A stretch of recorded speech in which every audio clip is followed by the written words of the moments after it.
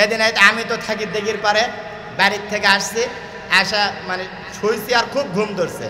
শুক্রবারের দিন এক ফকির আসা ঘুরা চলে গেছে, আমি জানি না। তো ফকির চলে গেছে, এরপরে ওই যে আমার পাশে সুজন ভাই আছে ডাক্তার, ও সুজন ভাই করছে যে ভাই ফকির যে ফতুয়া দিয়া গেল। আমি কি ফতুয়া? ফকির করছে হুজুরের উজাই হবে না। ক্যা করছে ভিক্ষা না দিয়া হুজুর ঘুম পারিত, তাহলে আর রোজা হবে? বাপরে, প্রতি শুক্রবারে ভিক্ষা লিয়া যায়, এই শুক্রবারে ভিক্ষা দেয়নি, ঘুম আসছে, আমার বলে রোজাই হবে না। চিন্তা করেন, এক একজন আর এক এক কায়দা কৌশলে মনে করেন যে মাসালা ফতুয়া মেরা চলে যাচ্ছে। এই রোজার মাস আসছে, এই যে দেখেন সেই দিন ওই যে আমাদের এই উত্তরবঙ্গের একজন বক্তা রুহুল আমিন যুক্তিবাদী, উনি বলতেছে যে 7 কোটি মানুষ রোজা থাকে বাংলাদেশে, 7 কোটি মানুষ রোজা থাকে। আর ঈদের যখন এই মার্কেটের সময় আসে 12 কোটি মহিলা সারা বাংলাদেশ মিলাই মার্কেট করে। তাহলে রোজা আসলো মোত্তাকি বানাবার জন্য, 12 কোটি মহিলা কার মধ্যে আসলো বারে? চিন্তা করেন।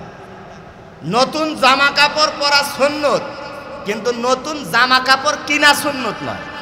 কিনা এই সুন্নতের দোহাই দিয়া আপনার ঘরের মধ্যে থিয়া গেছে মার্কেটে, ওই দোকানদার ওরে বাপরে ওর ঝুরিত এমন সুন্দর সুন্দর কিছু কথা এই ডাউনলোড দিয়া থুছে, এমন কায়দায় এমন নুরানি কৌশলে আপা কয় এমনভাবে ডাক দিবে ওর ব্যাগের থেকে টাকা সুরসুর করে ওর ডয়ারের মধ্যে ঢুকা দেবে।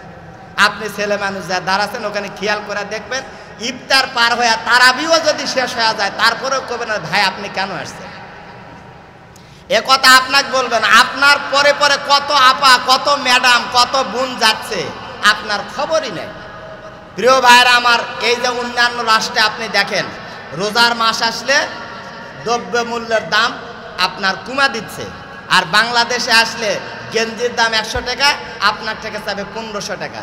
এখন সেই রকম ভালো ফ্যামিলির লোক যদি হয় কত কম করবে কন না, 200-300 কম করবে। আবার যদি একবারে বেশি কম কন, ওদের আবার কথার স্টাইল কি ভাই, আপনার বাড়ি কি ভোরা এলাকাত নাকি? আপনি মনে হয় গ্রাম থেকে আসছেন, এই গেঞ্জি আগে মনে হয় কখনো কিনেন নাই। মানে এমন একটা কথা আপনাকে মানে এই মানে জাদু মারলো যে আপনি শেষ, এখন 1500 টাকা না করে 1300 টাকা দিয়ে নেন। প্রিয় ভাইয়েরা আমার, ঈদ হলো আপনার আমার জন্য একটা আনন্দ, একটা ইবাদত। এই ইবাদত করতে যায় আপনি গুনাহের সাগরে আপনি ডুব দিয়েন না। ঈদ হলো আপনার আমার জন্য আনন্দ। কি আনন্দ?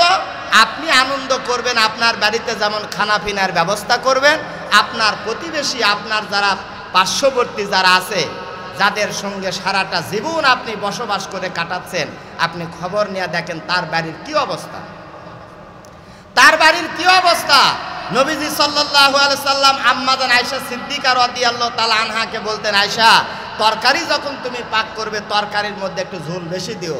আম্মা জান আয়েশা সিদ্দিকা রাদিয়াল্লাহু তাআলা আনহা বলতেন, ইয়া রাসূলুল্লাহ তরকারির মধ্যে ঝোল বেশি কেন দিব?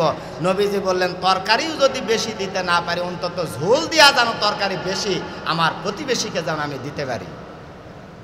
আর এখন এমন কায়দায় বাবা বাড়ি ঘর করছে, ফকির ডাকা মরা গেলেও ওই শুনবারই পাবে না।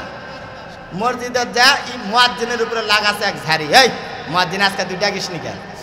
কত না ভাই আমি তো ডাকিছি ভাই। কত না আমি আজকে শুনবারই পাইনি, মানে গরম বেশি ফ্যান দিছে জোরে, ওই শুনবার পাইনি, নামাজও পড়েনি, আজকে সেহরিও খাইনি। আচ্ছা মুয়াজ্জিনের উপর দিচ্ছে ঝাড়ি, এমন বাড়ি করছে ফকির ডাকা ডাকা শুনবারই পাবে না। সেদিন আমি তো থাকি দিঘির পারে, বাড়ির থেকে আসছি, আসা মানে শুয়েছি আর খুব ঘুম ধরছে। শুক্রবারের দিন এক ফকির আসা ঘুরা চলে গেছে, আমি জানি না। তো ফকির চলে গেছে, এরপরে ওই যে আমার পাশে সুজন ভাই আছে ডাক্তার, ও সুজন ভাই করছে যে ভাই ফকির যে ফতুয়া দিয়া গেল। আমি কি ফতুয়া? ফকির করছে হুজুরের উজাই হবে না। ক্যা করছে ভিক্ষা না দিয়া হুজুর ঘুম পারিত, তাহলে আর রোজা হবে? বাপরে, প্রতি শুক্রবারে ভিক্ষা লিয়া যায়, এই শুক্রবারে ভিক্ষা দেয়নি, ঘুম আসছে, আমার বলে রোজাই হবে না।